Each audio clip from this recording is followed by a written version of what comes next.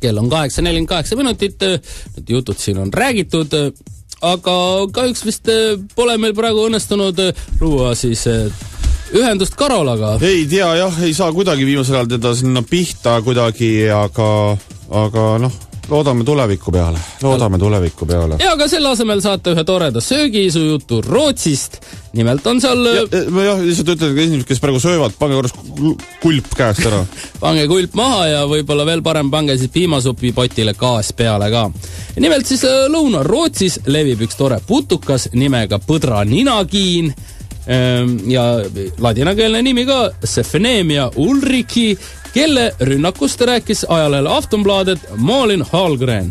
Ja mis siis Malinil juhtus? Putukas lendas kõigepealt mingi aja Hallgreni näo ümber ja siis äkki pritsis midagi naisele silma. Naine tundis, et oi, küll oli valus ja tütar vaatas silma ja nägi, et seal roomab midagi.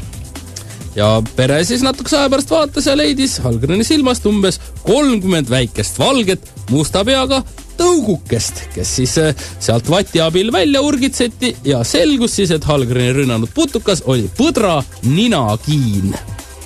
Tegu on siis põhjast pärit liigiga ja Rootsis on ta nüüd levinud lõuna poole, kuna ilmad on mõnusamad ja soojamad ja põdra ninakiin meenutab sellist kimalast, on parasiit, kes siis kasutab põdra peremeesloomana ja tavaliselt pritsib putukas oma tõugud siis põdra ninasõõrmesse ja tõugud roomavad sealt kurku ja kui on nad suureks kasvanud, aevastab põder nad sealt ilusti välja. Sa sellist nägu teed? See on loodus. Kummiku ja pingviini peale naersid ihihi ahaha, aga nüüd kui on lihtsalt nagu kiin oma sükest kevadist poegimisvalu välja elab, siis teed nagu nägusid. Rootsis on see? See on Rootsis, jah. Enam Rootsi ei lähe never.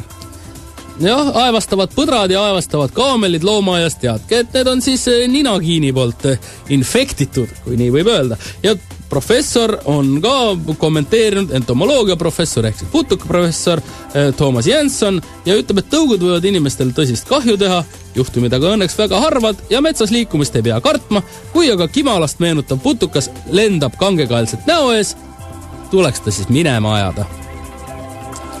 Jep, aga meil on siin sel ajal, kui me siin vaklasid ninasse ja sõõrmetesse pritsime, oleme saavutanud väikse teleühenduse Karola Madisega Californiast. Tšau! Tšau! No kuda läheb? Kuule, hästi, kas te kuulete mind üldse? No hetkel kuuleme. Mis teoksil?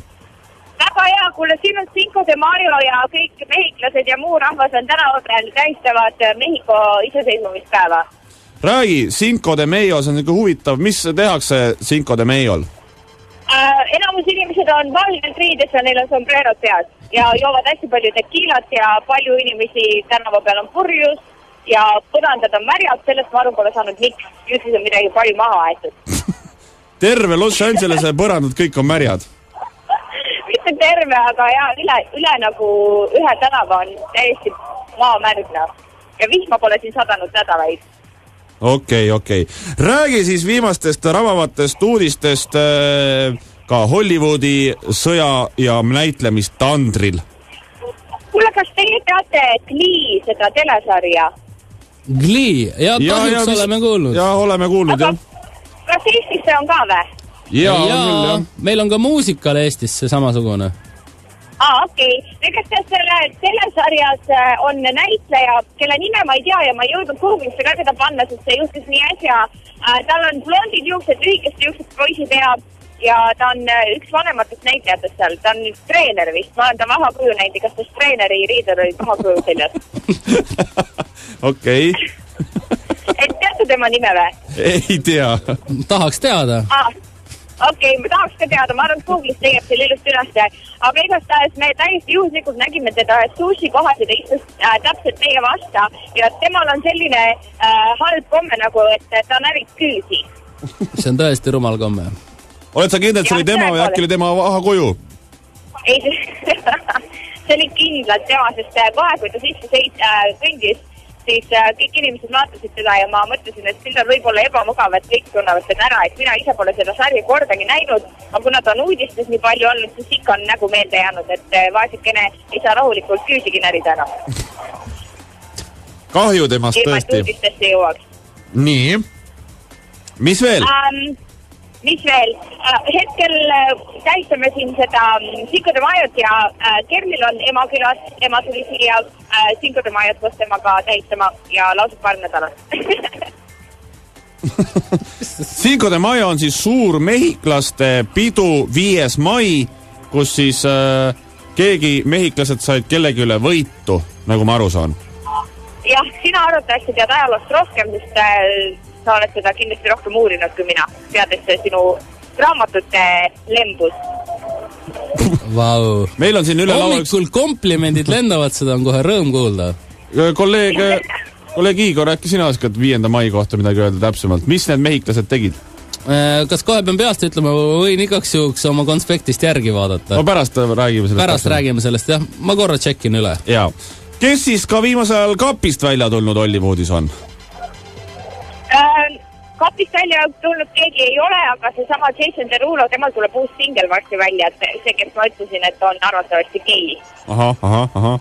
Aga rohkem nagu gei uudiseid ma ei tea. Lionel Richie ei ole ju gei, on ju? Teie teada? No. Meie teada ei ole, jah. No, minu teada ka ei ole. Tema kohta teame nii palju, et mu sõber just tegi tema jaoks ühe lühikese dokumentaalfilmi, mis räägib tema päritolust. Ja põhimõtteliselt tema päritolu läheb tagasi kuhugi, ma ei tea, mitused aastat niimoodi, et üks tema esivanemastest oli mustanahaline ori ja siis see mustanahaline ori sai lapse selle pereliikmega ja pärast seda, kui see mustanahaline ori ära suri, siis selle peremees andis sellele lapsele vabaduse ja ta oli üks nendest vähestest mustanahalistest, kes sai vabaduse. No lapsi saadakse ju pereliikmetega ju. Kuidas? Lapsi saadakse ju pereliikmetega. No jaa, aga ori ikkagi oma peremehega lasti tohiks saada. Peremehega? Ja temaga niimoodi juhtus ja siis see peremees andis selle lapse vabaks oma testamendis. Ja siis, nii palju ma tema päritolu kohta tean, see dokumentaal ei ole veel valmis ja kuna talle see mu sõbra töö nii väga meeldis, ta tahtis, et sinna veel pandaks juurde mingeid osasid ja tehtaks sellest veel pikem asi, et kui see valmis on, siis ma tean rohkem rääkida. Ja see dokumentaalfilm räägib hästi palju heategevusest ja et kui palju Lionel Richie on ja keda aidanud. Karola, minul on siuke küsimus, et käimas on ju NBA play-offid ja Los Angeles Lakers, sinu kodulinna tiim on 2-0 Tallase käest pähe saanud 2 mängu. Kuidas sa kommenteerid seda?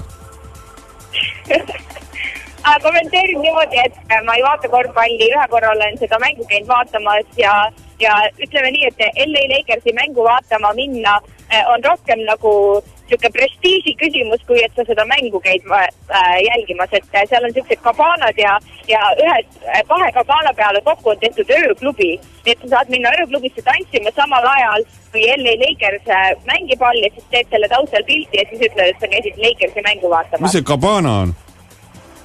Dolce Gabbana? Kus on palju alkoholi, pehmed toolid ja pidu. Ühesõnaga, sa samal ajal oled nagu ööklubis pidutsed, aga samal ajal vaatad nagu kossu või? Jah, et seal on nagu klaasis sein ja siis sa saad õue ka minna, või mitte õue, vaid sinna sellesse saali ja seal on mingi 2 rida toole, kuhu sa saad istuda ainult siis, kui sa süüa tellid ja siis saad minna ülejäänud aja, vaadata läbi klaasi seda mängu ja tantsida ja juua pudelist sambat. Nii-öelda nagu loožid? Jah, loož, täpselt, see on õige. Kabam. Vaatasin ise siin kiirelt oma konspekti Cinco de Mayo üle ja tegu on siis 1861. aasta Mehhiko-Prantsuse konfliktiga, kui siis Prantsuse keiser Napoleon III tahtis kiirelt, kasutades ära segaseid aegu üle ookeani ja kehtestada seal siis oma võimu, aga Mehhiko kehvake rahvaarmee lõi ootamatult Prantsuse armee puruks ja pärast seda siis tähistatakse seda päeva väga uhkelt, aga ei maksa siin seda päeva sassi ajada siis Mehhiko Independence Day'ga, mis on siis 19. septembril. Tegemist ei olegi vabadus selle Independence Day'ga, vaid hoopis prantslaste alistamise peoga. Näed, sain ka targemaks ja ma kommenteerin nii palju veel seda, et minust kõndis säravate prillidega mees mööda, kellel oli pinjata koroona kujuga, nii et nemad lähevad kuhugi klubisse praegu seda lõhki peksma. Karola, ole nüüd hea ja mine löö kiiresti, see pinjata tal katki, saab ta üllatuse varem kätte. väga lahe. Ja mul on hea meel, Karole, et te olete võitnud seal prantslased veel korra ja tähistate seda jälle. Viva la France! Viva la Mexico! Aitäh sulle!